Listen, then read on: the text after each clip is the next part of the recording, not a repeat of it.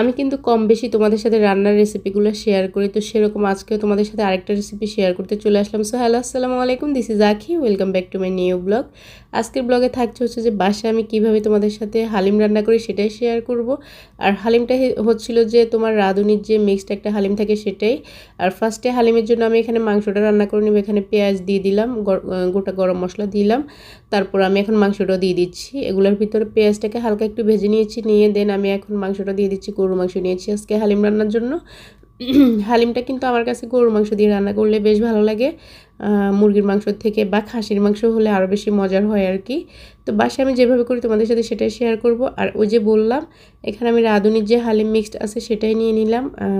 সেটা দিয়ে আমি আসলে হালিমটা রান্না করি বাসায়, খুবই সহজভাবে করে ফেলি, ঝটপট হয়ে যায় আলহামদুলিল্লাহ। দেন আমি এখানে এখন মাংসের ভিতরে রসুন বাটা দিয়ে দিলাম, তারপর হচ্ছে যে আদা বাটা, দুটোই দিলাম। দিয়ে আমি এখন মাংসটাকে কষিয়ে নিব আর কি। আর এখানে শুকনো মশলার ভিতরে দিব হচ্ছে যে মরিচের গুঁড়ো, হলুদের গুঁড়ো, একটু জিরের গুঁড়ো দিব। তো এটা দিয়ে আমি একটু একটু করে কষা নিচ্ছি, মানে মশলা একটু একটু করে দিচ্ছি আর একটু একটু করে কষা নিচ্ছি। দেন আমার এখানে যে রাঁধুনির মিক্সড হালিমের ভিতরে যে মশলাটা ছিল সেটা হাফটা দিয়ে দিলাম, পুরোটা এখন দেই নাই, আমি কিছুটা দিছি এখন, আর বাকিটা পরে দিব আর কি।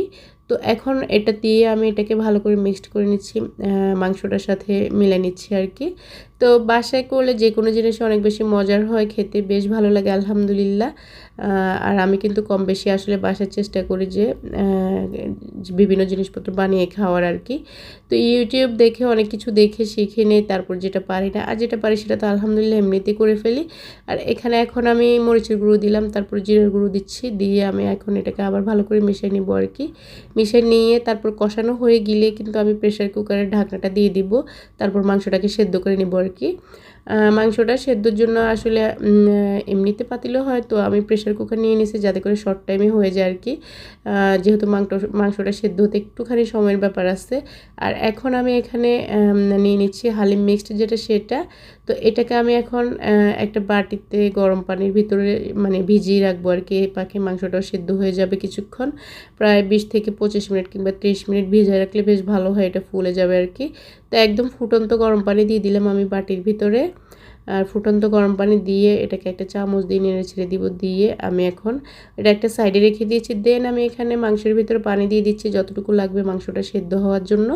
তো পানি দিয়ে আমি এখন ঢাকনাটা লাগাই দিব আর কি। ঢাকনাটা লাগাই দিলে কয়েকটা সিটি দিলেই কিন্তু মাংসটা সেদ্ধ হয়ে যাবে। তো যার কারণে ভাবলাম যে প্রেসার কুকারে দিয়ে দিই, তাহলে একটু শর্ট টাইমে হয়ে যাবে আর কি। আর দেখো মাংসের কালারটা কিন্তু বেশ ভালোই আসছে।